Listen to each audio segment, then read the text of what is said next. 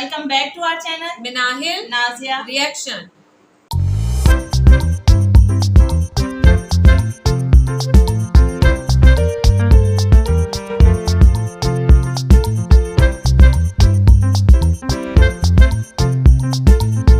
तो आज इस वीडियो में हम रिएक्शन देने जा रहे हैं। इसका टाइटल है आज हम लोग रिएक्शन देने जा रहे हैं। ये देश है हमारा और रिलीजियस कन्वर्जन है और जो जिसके ऊपर रिएक्शन लिया जाएगा। आई थिंक यूनिवर्सिटी कॉलेजेस के स्टूडेंट्स हैं, उनसे रिएक्शन लिया जा रहा है। आज हम लोग ये वीडियो पे रिएक्शन करने जा रहे हैं।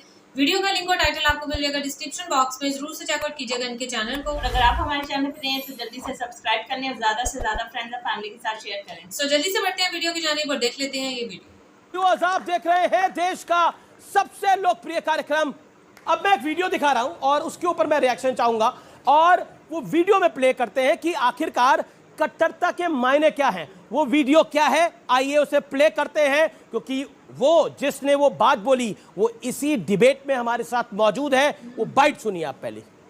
अल्लाह करे वो दिन आए कि ये देश अखंड भारत बन जाए और पाकिस्तान के रहने वाले 25 करोड़ मुसलमान और बांग्लादेश के रहने वाले 25 करोड़ मुसलमान और हिंदुस्तान के रहने वाले 25 करोड़ मुसलमान, ये तीनों मिलकर के 75 करोड़ जिस दिन हो जाएंगे, उस दिन हमारा ही मुसलमान प्राइम मिनिस्टर होगा और 250 से ज्यादा यहां से हमारे सांसद होंगे। 2024 चुनाव के बाद ऐसे बाबाओं को लंगोट लेके न भागना पड़ा तो शोएब जमाई का नाम बदल देना। तुम्हारे बाप का देश थे।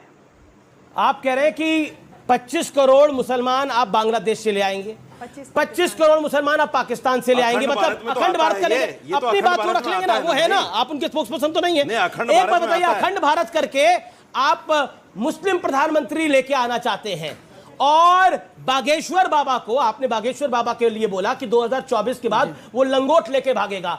एक हनुमान भक्त लंगोट लेके भागेगा और मुसलमान प्रधानमंत्री होगा और आप कट्टरता के साथ नहीं है। ये कितनी गहरी कट्टरता है डॉक्टर शोएब जमाई? नहीं, ये बिल्कुल वही बात है जो एक स्थानीय पत्रकार ने मुझसे पूछा कि बाबा बागेश्वर अखंड भारत बनाना चाहते हैं और आरएसएस अखंड भारत की बात करती, क्या आप उसका समर्थन करते हैं? मैंने कहा कि हाँ, मैं उसका समर्थन करता हूँ, आरएसएस के और बाबा के इस विचार का मैं समर्थन करता हूँ। और अगर ऐसा होता है अखंड भारत, तो हाइपोथेटिकली आप सोचिए क्या हो सकता है। पाकिस्तान की जो आबादी है और बांग्लादेश की आबादी, वो सब मिल जाएगी। ऐसा तो नहीं कि फौरन वो धर्म परिवर्तन कर लेंगे, वो रहेंगे तो मुसलमान। और भारत की आबादी मिलकर डेमोग्राफी और ये जो जनसंख्या का अनुपात ये बढ़ जाएगा। तो जब चुनाव प्रक्रिया होगी तो सांसद भी बढ़ेंगे और सब सांसद बढ़ेंगे तो मुमकिन है कि ऐसे आप अखंड भारत के अंदर आप हिंदुस्तानी से मुसलमान हो गए। मुझे लगता है नहीं, अमीश, ये अखंड भारत बनाना करोड़ों देशवासियों का सपना है, हमारे प्रधानमंत्री जी का सपना। और मैं चाहता हूँ कि अखंड भारत बने, तो भारत का अभिन्न जो विभाजन हुआ वो दोबारा से जुड़ जाए। इसलिए अमीश देवगन ने देश जोड़ने की बात कर रहा है। आपने एक महिला, इसी बाइट में मैंने कहा, एक महिला के लिए इसी आपकी बाइट में आपने आगे एक महिला को हरामखोर तक कह दिया था। उस महिला ने मुसलमान लड़कियों को ऑफर दिया था कि तुम हिंदू से शादी करो। फिर गाली देंगे आप? कोई गाली नहीं दिया। अमीश, बोलिए। मैंने इनको हरामखोर कहेंगे तो गाली नहीं होगी, ये कह रहा है। नहीं, मुझे लगता है मेरे कार्यक्रम में ये किसी के लिए बोला जाए जी। 25 पाकिस्तान, 25 बांग्लादेश और 25 भारत, टोटल मिलाकर के 75 करोड़ और उसके बाद 250 सीटें और उसके बाद मुस्लिम प्रधानमंत्री। हंसो मत, तुम कसम से मेरा तुम्हें सच में बोलने को मन है। आप ठाकुर, बनिया, ब्राह्मण, जाट बने रहिए, ये सोचिए सोच क्या रहे हैं। अच्छा, ये बात भाई अखंड हिंदू, तुम्हें हिंदू होने की जरूरत है। नहीं, ये कट्टरता जातियों में यार ये कोई ऐसे कोई ना होता है। बोला ना आपने अभी। अरे अखंड भारत मेरा थोड़ी प्रस्ताव है भैया, आपका है, हम उसका समर्थन कर रहे हैं। बोलिए आप अपनी बात को बोलिए। जातियों में रहना बट के चाहते हो, मगर मैं आपसे एक बात और हाथ जोड़ कर कह रहा हूं, और कहो तो पल्ला फैलाकर भीख मांगू यार। अगर जो एक होकर रहना है तो रहो, वरना तो देश का विघटन ऐसे होगा। आपको ठाकुर, ब्राह्मण, बनिया, जाट, गुजर बना कर रखेंगे और खुद दुनिया के शहरों के भी मुस्लिम जोड़ रहे हैं और उसके बाद सांसद बना रहे हैं और उसके बाद प्रधानमंत्री चाहते हैं। यह निर्णय आप कीजिए। कि आप जातियों में बंटकर रहना चाहते हैं या हिंदू होकर या इस मानसिकता के गुलाम होकर, तय आप कीजिए। इस देश को पहले ही क्या कम सर जयचंद मिले थे? क्या बात करते हैं आप देश में रहकर क्या पाकिस्तान से सांसद लाएंगे? प्रधानमंत्री हो सकते हैं, मुसलमान नहीं हो सकते? आप बाहर से इंपोर्ट करिएगा। मैं जवाब दे रहा हूँ। डॉक्टर जमाई का जवाब, डॉक्टर जमाई का जवाब। मैंने सुनी बात, प्रेम शुक्ला, डॉक्टर मैं प्रेम जवाब शुक्ला। दे रहा हूँ। डॉक्टर जमाई, अगर नहीं क्यों बोला ये, क्या आवश्यकता क्यों पड़ी आपको? ख्याल ऐसे है अगर कि इस कोई देश जबान में हमारे बताते हैं। सिख प्रधानमंत्री बन सकते हैं अल्पसंख्यक समुदाय से, तो अगर मैंने कहा कि एक पशमानदा मुसलमान, जिसको प्रधानमंत्री मोदी जी खुद बहुत पसंद करते हैं, अगर पशमानदा मुसलमान कोई प्रधानमंत्री बन जाए, कोई मुस्लिम महिला हिजाब वाली अगर प्रधानमंत्री बन जाए, तो क्या बदल जाएगा? अब मैं बताता हूं, अब आप सुनिए, अब आप सुनिए, अब आप एक second, all audios down, PCR, all audios down. आपने बोला कि कोई मुसलमान प्रधानमंत्री बन जाए तो क्या हर्ज है, बहुत सही बात है, लेकिन पाकिस्तान से सांसद लाके प्रधानमंत्री बनाइएगा। पॉइंट नंबर 1 सुनिए, पहले पूरी बात सुनिए, पहली बात सुनिए, आप बांग्लादेश से सांसद लाकर प्रधानमंत्री बनाइएगा। तीसरी बात, सांप्रदायिकता यही है कि जब यह देश मुस्लिम बहुल हो जाएगा तो मुसलमान प्रधानमंत्री ही होगा। सांप्रदायिकता ये है इसके अंदर। देश में 100 करोड़ से ज्यादा मुसलमान हैं, ये है 100 करोड़ से ज्यादा हिंदू हैं। यहाँ पे राष्ट्रपति मुसलमान हुए, किसी ने उनका धर्म नहीं देखा, किसी ने उनका धर्म नहीं देखा। अखंड भारत चाहते नहीं चाहते? अखंड भारत चाहते कि नहीं चाहते? हम भारत को लोकतांत्रिक चाहते हैं, आप अखंड ऐसा अखंड भारत नहीं चाहते हैं जिसमें सांप्रदायिकता की बदबू है। आप लोग अखंड भारत चाहते कि नहीं चाहते? अरे बोल दो ना। आप अखंड भारत चाहते नहीं चाहते? बताइए। मैं चाहता हूं अखंड भारत, आप बताइए अखंड भारत चाहते नहीं चाहते? अखंड भारत चाहते और हिंदू ही प्रधानमंत्री रहेगा, चढ़कर रहेगा और आप शिया सुन्नी लड़ते रहो। आप अखंड भारत चाहते कर नहीं पा रहे हैं। इस देश के करोड़ों देशवासियों की ये सपना है कि भारत अखंड भारत बने। ये जो पाकिस्तान बांग्लादेश टूट गया ये फिर से जुड़ जाए। अब डॉक्टर प्रेम शुक्ला, देन साजिद ये मेरी देशभक्ति है। हाँ, ये अब बड़ी देशभक्ति दिख रही है आपकी, इनकी जिसमें आप लंगोट, आप कह रहे हैं ये लंगोट लेकर बाबा भागेगा। मैंने किसी का नाम नहीं लिया। आपने बोला, आपने बागेश्वर धाम के धीरेन्द्र शास्त्री के लिए बोला कि वो लंगोट लेके भागेगा, वो हनुमंत भक्त लंगोट लेके भागेगा, आपने बोला। 2012 में रामदेव बाबा के साथ ऐसी घटना हुई थी। ये ख्याल आपने किसी धर्म गुरु के बारे में भी बोला, ये आपको इजाजत किसने दी है बोलने? इजाजत किसने दी आपको बोलने की? हमने किसी का नाम नहीं लिया। लेकिन ये राजनीतिक बागेश्वर धाम के करोड़ों भक्त हैं जी। ख्याली पुलाव पकाने वाले इस बात का ध्यान अब रखें। आपकी तैयारी क्या है जी 2024 के अंदर? ये तो दूसरी तैयारी कर रहे हैं, वो कह रहे हैं कि प्रधानमंत्री हो जाएगा, लंगोट लेके बाबा भागेंगे। क्या 2024 में अखंड भारत बन जाएगा क्या? बाबा तो यही रहेंगे, लेकिन बाबा के विरोधी नंगे भागेंगे अगर बाबा के समर्थक उतर गए तो। एक बात, दूसरी, जो अहले इस्लाम की बात करके पाकिस्तान ले गए थे, सिर्फ 30-24 सालों के भीतर पाकिस्तान और बांग्लादेश अलग हो गया और आज भी पाकिस्तान में सिंध अलग होने को तड़प रहा है, पंजाब अलग होने को तड़प रहा है, बलूचिस्तान अलग होने को तड़प रहा है। इनकी औकात हो तो पहले बांग्लादेश और पाकिस्तान को एक करा दे। है इनकी औकात, है इनकी औकात, है इनकी औकात। हम उसको भारत में ले आएंगे, अखंड भारत में शुरू कर। अगर हमने चाह लिया तो पाकिस्तान और बांग्लादेश के टुकड़े टुकड़े करके उसको भारत में शामिल कर देंगे और अखंड भारत। डॉक्टर भाई आप अपनी जगह पर रहिए। मुस्लिम लीग बनाकर भारत का विभाजन करते हैं धर्म के आधार पर, फिर कहते हैं कि मैं बांग्लादेश पाकिस्तान मिलाकर हम एक करेंगे। अरे आप लोगों को सपना है देश पर कब्जा हो, एक ऐसी कामना है। मैडम आपने अपनी बात को रखा। अब ये देखिए लोग देश तोड़ने की बात करते हैं, देश विरोधी की बात आप करते हैं, देश विरोधी लोग। आप तो लंगोट लेके बाबा को भगवा रहे हैं ना, विरोधी लोग हैं। जी जी। अभी प्रेम भाई ने 2 बातें कही, बहुत अच्छी बात कि पाकिस्तान के 2 टुकड़े हुए। मैं तो कहता हूं कि उनके 1000 टुकड़े हों, क्योंकि हमारा दुश्मन देश है वो।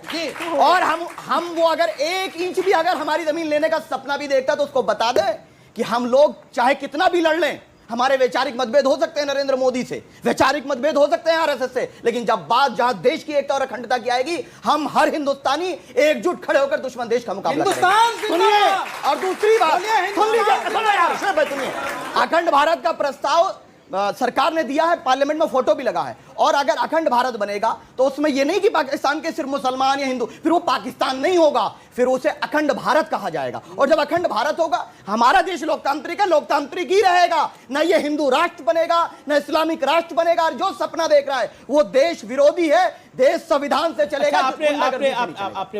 आपने बोला कि हमारा देश लोकतांत्रिक है, लोकतांत्रिक ही रहेगा। मैं आपसे जानना चाहता हूं, इस देश में बहुत सारे, क्योंकि हिंदू राष्ट्र तो कोई है नहीं, कोई भी नहीं है, मतलब एक नेपाल होता था, अब तो वो भी नहीं है, लेकिन मुस्लिम राष्ट्र मेरी गिनती अगर सही है 56-57 है, 58 हो सकते हैं, इससे कम नहीं हो सकते, इससे कम नहीं हो सकते। एक लोकतांत्रिक देश बता दीजिए वहां पर, उन 56-57 देशों में वन डेमोक्रेटिक कंट्री। पहली बात तो यह है, पहली बात तो यह है कि हम भारतीयों को विदेश से कोई मतलब नहीं, क्योंकि हमें अपने देश की चिंता है, हम देश की प्रगति में। ये सवाल पूछा मैंने कि कोई लोकतांत्रिक देश बताइए, आप सुनना चाह रहे हैं वो बता रहा हूं। अभी टर्की का इलेक्शन हुआ, प्रधानमंत्री जी ने बधाई दी, तो लोकतांत्रिक हुआ कि नहीं हुआ? बधाई दी। टर्की लोकतांत्रिक है, ये प्रधानमंत्री मतलब 57-58 में से एक लोकतांत्रिक देश आपको दिखा। मुझे तो एक का नाम बताओ, मैंने नाम बता दिया। एक दिखाए ना आपको, एक दिखाए ना, आउट ऑफ 57 मुझे आउट ऑफ 57 सुप्रीम कोर्ट ने कहा कि फोर्सफुली कन्वर्जन कराना, धर्मांतरण कराना नेशनल सिक्योरिटी के लिए थ्रेट। बिल्कुल कहा। उसके बावजूद भी निरंतर ये चीजें हो रही हैं, चाहे वो गेमिंग ऐप के जरिए हो, चाहे हाथरस में एक स्कूल के जरिए उनको नमाज पढ़ाने की प्रैक्टिस की गई। दमोह में तो कौन सी वो तहजीब होती है पता तुम्हें कोई? एक वो गंगा यमुनी तहजीब, दोनों बह गई, उसमें 3 तो टीचर परिवर्तित हो गई। गंगा जमुना स्कूल का नाम था वैसे। हाँ, नहीं, उसी में तहजीब दिया गया ना, वही ना तहजीब दिया गया। अच्छा, और छोड़ दीजिए, दमोह देख लीजिए, और उसके बाद बचा कुचा गाजियाबाद देख लीजिए। आप सरस्वती पूजा करते थे स्कूल में, हाँ, तब आपका ये हाल है। चलिए अब आप, और हमारे स्कूल में हवन भी होता था। पब्लिक डिमांड आ गई, गायत्री मंत्र सुना दीजिए। अब मैं क्या बोलूं इनको, गायत्री मंत्र सुना दीजिए। देखिए, गायत्री मंत्र सुना दीजिए। क्या कह रहे हैं आप लोग? स्कूल छोड़े हुए इतने बरस हो गए, लेकिन मुझे थोड़ा याद है, मैं सुना रहा हूँ। सब्र रखिए, ज्यादा चीयर लीडर मत बनिए, सुन लीजिए। ओम भूर्भुवः स्वः तत्सवितुर्वरेण्यं धियो यो नः प्रचोदयात्। मुझे इतना ही याद है। अभी 15-20 साल हो गए स्कूल छोड़े हुए। मैं हेड बॉय हुआ करता था। प्रार्थना अमीश हमारे स्कूल में होता था, सारे बच्चों को उसमें शामिल होना पड़ता था। प्रार्थना कर रहे हैं सर, प्रेम शुक्ला, सुनिए, उसमें शामिल होना पड़ता था। मैं ही हेड बॉय था, तो हमें कभी मेरे माँ बाप ने नहीं कहा कि तुम रेडिकल हो गए हो, हिंदू हो गए, नहीं कहा, क्योंकि हम सभी का मैं डीएवी का स्टूडेंट हूँ। है अब या नहीं? गायत्री मंत्र पढ़ लिया उन्होंने राष्ट्रीय चैनल पर। अब बोलिए। ये सवाल नहीं है, सवाल ही सवाल है तो इस्लाम से बताते हैं। सवाल क्या? जब लड़कियां प्यार में अल्लाह अकबर बोल सकती हैं, तो ये मुस्लिम जो लड़के हैं वो जय श्री राम नहीं बोल सकते? वो कह रहे हैं लड़कियां अगर प्यार में अल्लाह अकबर बोल रही है। मेरी बहन ने बहुत अच्छा सवाल किया। मैं बार बार कहता हूं कि परिवार, ये फैसला जो है ना विवाह का, बिल्कुल संवैधानिक आजादी में उस पर नहीं जा रहा। विवाह का फैसला परिवार वालों को करने दीजिए। परिवार वाले मुझे और आपको जितना प्रेम करते हैं कोई दूसरा नहीं कर सकता। हम इश्क में जो बह जाते हैं ना कि ये यही मेरा आशिक है। अभी क्या हुआ, लिव इन रिलेशनशिप में मुंबई में कुकर में उबाल दिया, साक्षी को मार दिया। दोनों तरफ अपराधी हैं। और भाई जो धर्म बदल सकता है, जो आस्था का प्रतीक है, चाहे वो हिंदू बदले या मुसलमान बदले, जो धर्म बदल सकता है तुम्हें भी कल को धोखा दे सकता है। एक दादा हमसे क्यों अनफेयर करते हैं? सुनिए ना, नहीं करता सर, आपको बहुत मौका दिया। मैं सिर्फ इतना कहना चाह रहा हूं, श्लोक के बाद के आगे का श्लोक है कि परित्राणाय साधूनाम विनाशाय च दुष्कृताम धर्म संस्थापनार्थाय संभवामि युगे युगे। तो भगवान कृष्ण जिस चीज को कह चुके हैं, मुझे कहने की आवश्यकता नहीं। और रही बात किसको अपना मानते हैं और किसको नहीं, तो सुन लीजिए भाई साहब, हिंदू तन मन, हिंदू जीवन, रग रग हिंदू, मेरा परिचय, चाहे वो दलित हो। और दलित करते हैं आप, दलित आप पढ़े अम्बेडकर को, आप एक बार भारत विभाजन पकड़ तो पढ़ ले, उसके बाद ये आप कम से कम नाटक नहीं करेंगे। जल्दी हमारे यहाँ महाराणा प्रताप शिवाजी और भगवान राम, उन लोग अपने माता पिता का बात मान के जंगल में गए, वहां पे तपस्या किए। लेकिन आप बता रहे हैं जो औरंगजेब जो अपने पिता का सर कलम करता है, तो उन्हें सिखाया था। और आपके यहाँ आपके मौलवी सिखाते हैं कि आतंकवाद को बढ़ावा दो, तुम्हें 72 उड़े की जरूरत मिलेगी। लेकिन सुनिए, हमारे हमेशा ऑन द रिकॉर्ड होता है हमेशा सुनिए हमेशा ऑन द रिकॉर्ड होता है कि 72 हूरे की जन्नत मिलेगी। ये 72 हूरे की जन्नत है क्या? वो कह रहे 72 हूरों की जन्नत है क्या? नहीं, सुनिए आप सुनिए भाई, मेरे रिलीजियस फेथ पर आप डिस्कशन मत करिए, आप रिलीजियस एक्सपर्ट नहीं है। सुन लीजिए। अरे भैया आप नहीं बोल सकते हैं कि स्वामी लंगोट लेके भागेंगे। आप मैंने कहा, इन्होंने बोला। अगर आप हम पे सवाल खड़े करेंगे तो हम भी आप पे सवाल खड़े करेंगे। आपके यहाँ भी महाभारत में क्या लिखा है, सुन लीजिए उसको। तो शांति, महाभारत शांति पर्व मंडल 12 अध्याय 98 श्लोक 46, उसमें क्या लिखा है, मैं उसका हिंदी तर्जमा बता देता पढ़ी हुई आपने? मतलब जो नायक युद्ध भूमि में मारा जाता है उसको 100 अप्सराएं मिल जाएंगी। ठीक है, जवाब आपके यहाँ भी तस्वुर है ये? ठीक है, हमारे यहाँ कोई अलग थोड़ी है। आधार बनाकर कभी कोई एक ऐसे हिंदू कोई आउटफिट बनी जिसके आधार पर वो टेररिज्म को बढ़ावा देते हो और युवाओं को भड़काते हो कि भाई अगर आप इस तरह से किसी धर्म के खिलाफ कोई हिंसा करोगे या किसी को मारोगे या सुसाइड बॉम्बर्स बन जाओगे तो आपको स्वर्ग में अप्सराएं आपका स्वागत करेंगी। क्या इस तरह का आपने पैटर्न होते युवाओं को वर्गलाते देखा है किसी? जवाब साजिद 20 सेकंड करने के लिए आ जाते हैं ना महाभारत में इनके यहाँ। अरे भाई उसका इस्तेमाल होते हुए आपने देखा? वो विषय हुआ शहीद के लिए, हमारे यहाँ भी, हमारे लिए भी शहीद के लिए, बिल्कुल हर आदमी बम्बर के लिए, सुसाइड बम्बर के लिए। कौन से धर्म ग्रंथ में, मैं चुनौती से कहता हूं, कौन से धर्म ग्रंथ में लिखा है कि पहले आप किसी के साथ अन्याय कीजिए और उसके बाद आपको अप्सराएं मिलेंगी? बताइए इन देशवासियों। मैंने तो नहीं कहा। तो अभी आपने कहा कि अप्सराओं का जिक्र है। और सुनिए, उससे अगला पूछता हूं, कितनी सुनिए दादा, कितनी अप्सराएं होती हैं बताइए जरा। महाभारत का बता रहा हूं, कितनी अप्सराएं होती हैं, कितने से कितने तक बता रहा हूं मैं। महाभारत इसको झुठला सर गूगल पे पढ़ रहे हैं, कोई बात होती है क्या? मैं हवाला दे रहा हूं। गूगल गुरु हो गया। महाभारत में से पूछिए किसने कहा, किस कैरेक्टर ने कहा, जरा बताइए। वो कह रहे हैं महाभारत में किस कैरेक्टर ने कहा, जरा बताइए आप। कुछ नहीं, गूगल गुरु है यार। इसको बड़ा कीजिए। नहीं, ये व्हाट्सएप नहीं देखा, हवाले के साथ। ठीक है, वो कह रहे हैं कि 25-25 करोड़ आएंगे, जो टोटल आबादी है वो आएगी, उसमें सिर्फ मुस्लिम नहीं है, हिंदू भी आएंगे, लेकिन हिंदू तो 1% से कम है पाकिस्तान में। नहीं, तब भी हम 100 करोड़ रहेंगे और 100 करोड़ रहकर निश्चित तौर पर अखंड भारत पर जय श्री राम की पताका लहराएंगे। बहुत बहुत शुक्रिया आपका हमारे साथ जुड़ने के लिए। लेकिन ये भारत संविधान से चलेगा, संविधान से चलता रहा है। ये भारत अखंड इसलिए है क्योंकि भारत के अंदर सब धर्मों का बराबर का। वीडियो हम लोगों ने वॉच की और सबसे पहले मैं ये 72 हूरों वाली जो बात है ना वो बोलना चाहूंगी कि मुझे तो ये पता ही नहीं था कि ये 100 अप्सराएं भी हैं। तो यार 72 तो फिर कम काउंटिंग है, 100 तो उससे बहुत ज्यादा है। तो इसके बारे में आपका क्या कहना है? तो जहाँ तक ये इनकी बात रही कि उन्होंने कहा कि हम उसका गलत यूज नहीं करते हैं, कि इसको आड़ में लेकर हम ये नहीं कहते कि आप सुसाइड बॉम्बर नहीं बढ़ाते, या हम जो भी इन्होंने कहा। तो ये इस्लाम में भी ये नहीं है, वो ये नहीं कहते कि 72 हूरों की जो है वो लालच दे के वो ये कहते हैं कि आप जिहाद करो या ये करो, ऐसा कुछ भी नहीं है। जैसे मौलाना ने कहा कि ये शहीदों के लिए, जो अच्छे काम करेंगे इस दुनिया में उनके लिए, जो दूसरों को बम ब्लास्ट करके खुद भी खुदकुशी कर रहे हैं और दूसरों को भी जो है वो मार रहे हैं, तो उनके लिए ये चीजें नहीं है। खुदकुशी वैसे ही इस्लाम में हराम है। तो जो सुसाइड बॉम्बर है वो क्या कर रहा है? वो खुदकुशी कर रहा है, अपने ना सिर्फ खुदकुशी कर रहा है, अपने साथ लाखों लोगों की, हजारों लोगों की जानें भी लेकर जा रहा है। तो उसको किस तरीके से जो है वो जन्नत मिलेगी और किस तरीके से उसको जो है जन्नत की सारी चीजें मिलेंगी। और नर्क और स्वर्ग, ये मैं पहले भी ऑलरेडी भी मेरे माइंड में आता रहा जब मैं रिएक्शन देती हूँ, बट मुझे इसके बारे में क्लैरिटी नहीं थी। लेकिन आज ये मौलाना साहब ने जो बता के तो वाकई क्लैरिटी दे दी, एक रियलिटी चेक दे दिया कि वाकई ये चीज़ तो इसमें भी है। और ये चीज़ क्रिश्चियंस में भी इस चीज़ का मुझे एग्जैक्ट उनकी वर्डिंग नहीं पता, लेकिन उसका तस्वर है। जैसे हम लोगों में जन्नत दोज़ख है, हिंदूज में स्वर्ग और नर्क आई थिंक बोलते हैं, इस तरह क्रिश्चियंस में भी कुछ बोलते हैं।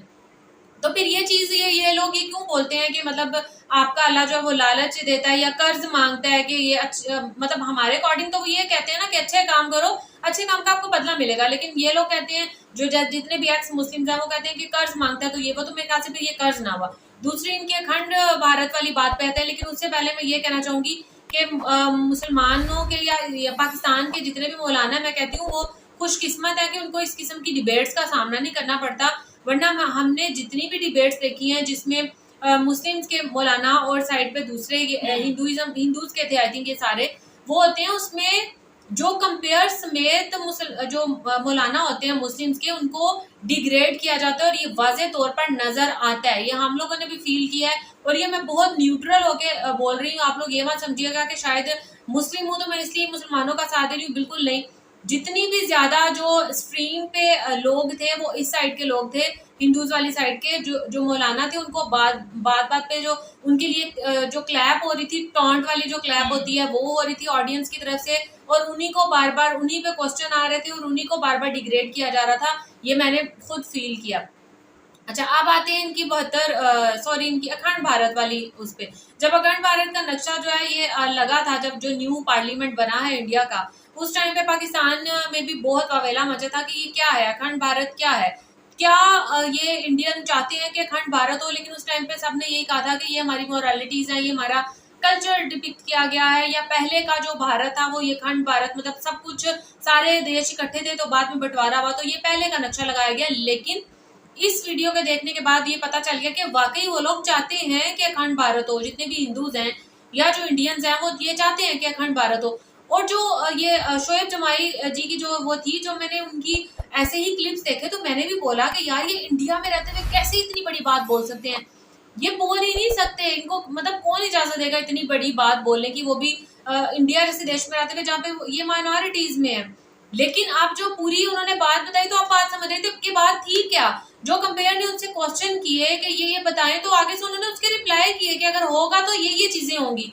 तो मतलब ये जो एडिटिंग है ना, ये इंसान का दिमाग वाकई घुमा सकती है। अभी उसमें अगर एडिटेड क्लिप्स देखते हैं तो उसमें ये लगता है कि यार इतनी बड़ी बात बोल रहे हैं, ये तो अपने देश में रहते हुए देश विरोधी की बात कर रहे हैं। लेकिन जब उन्होंने पूरी बात बताई तो पता चला कि ये तो मामला ही कुछ हो रहा है। तो जब तक पूरी दोनों साइडेड की बातें मत सुने तब तक किसी चीज पे बिलीव मत करें। ये तो मेरा आज से असूल हो गया। नहीं, ये जो अभी आपने बात की है ऐसे ही वाकई होता है। ये तो खाली अभी इनकी बात है ना, आप बड़े बड़े सेलिब्रिटीज की भी बात निकाल लो ना, लगा लो, तो हम देखते हैं कि बहुत सारी वीडियोस जो है उनकी वायरल हुई भी होती है। क्योंकि उन्होंने अगर कोई बात उनसे पूछी है तो बीच में से वो जो वही फिर बात आ गई, ऊपर नीचे की बात छोड़ के दरमियान में से ऐसी बात पकड़ लेते हैं जो कंट्रोवर्शियल जो है वो बन जाती है। तो जो शोएब जुमाई थे उनसे भी उन्होंने पूछा कुछ और था, उसका उन्होंने जवाब दिया, तो बीच में से उन्होंने जो है वो बात जो है वो निकाल दी। अच्छा, ये अभी एंड पे जो है वो ये जो इनके प्रोग्राम के जो थे होस्ट थे, एंड पे उन्होंने जो बात की थी कि वो देशद्रोही होगा।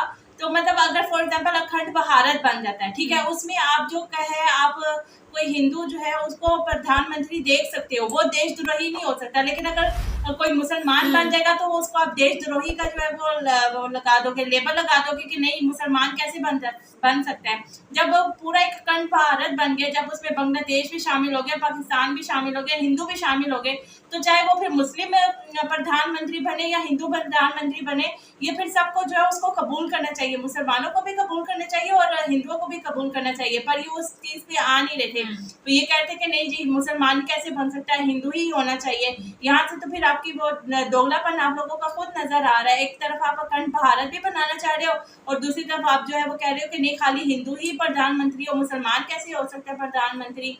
और दूसरा ये मैं कहूँगी, मैं भी इस बात से एग्री करती हूँ कि जब ऐसी कोई डिबेट होती है ना, तो उसमें जो है वो मुसलमान ऑडियंस भी जो होती है वो भी ये हिंदुओं की साइड दे रही होती है और जो होस्ट होते हैं वो भी हिंदुओं की साइड दे रहे होते हैं। लेकिन यहाँ पे मैं पिनाज जी की तारीफ करूंगी, जब उनकी इस टाइप की तो डिबेट नहीं होती, लेकिन मतलब ऑपोजिट तो होते हैं उनके भी, लेकिन वो जो है बहुत न्यूट्रल होके जो है वो जो है मौलाना का भी साथ दे रही होती है। और जो उनके साथ कोई भी एक्स मुस्लिम या कोई और डिबेट करने आ रहा हो ना, तो वो मतलब न्यूट्रल होके जो है वो होस्ट का किरदार अदा करती है। और इस पे हम उनकी कई दफ़ा जो है वो तारीफ भी कर चुके हैं कि वो अच्छा जो है वो करती हैं। और 72 रूल की हम जितनी भी इनको जो है वो डेफिनेशन दे दें, बता दें कि नहीं 72 रूलों का ये मतलब है, इन्होंने मानना कोई नहीं है। अब इधर अप्सराओं की बात हुई है, 100 अप्सराओं की, इस पे भी ये जो है बहुत सारे जो है वो अजीब अजीब से कमेंट आएंगे कि आपकी 72 रूलों का ये है, हमारी अप्सराओं का ये है। तो मेरे ख्याल से इस पर अब बात करना ही फजूल है, क्योंकि हम जितना भी डिफाइन करेंगे, आप लोग कहते हो कि जी कोई सही सा रेफरेंस लेके आओ, आपको रेफरेंस भी दिया, आपको मौलानाओं की बातों का भी बताया, आपको खुद से भी अच्छे से हमने फैक्ट्स के साथ बताया, पर उस बात के ऊपर जो है वो आप लोग समझोगे ही नहीं कि 72 रूलों की सही से डेफिनेशन क्या है। तो अब इसके ऊपर बात करना ही मेरे ख्याल से फजूल है। अच्छा, मुझे इससे एक बात याद आई है कि जो इन्होंने कहा कि हिंदू जो है वो प्राइम मिनिस्टर या प्रधानमंत्री बन सकता है लेकिन मुसलमान नहीं बन सकता। तो ये जब हम पॉलिटिकल वीडियोस पे रिएक्शन करते थे तो हमें बहुत सारे कमेंट्स आते थे कि कोई ऐसा आप लोग अपने देश में बताओ कि जो हिंदू जो है वो प्रधानमंत्री बनता है। तो फिर ये तो फिर इंडिया में भी नहीं बनता इसका मतलब है, और ना ही कोई बनने देगा।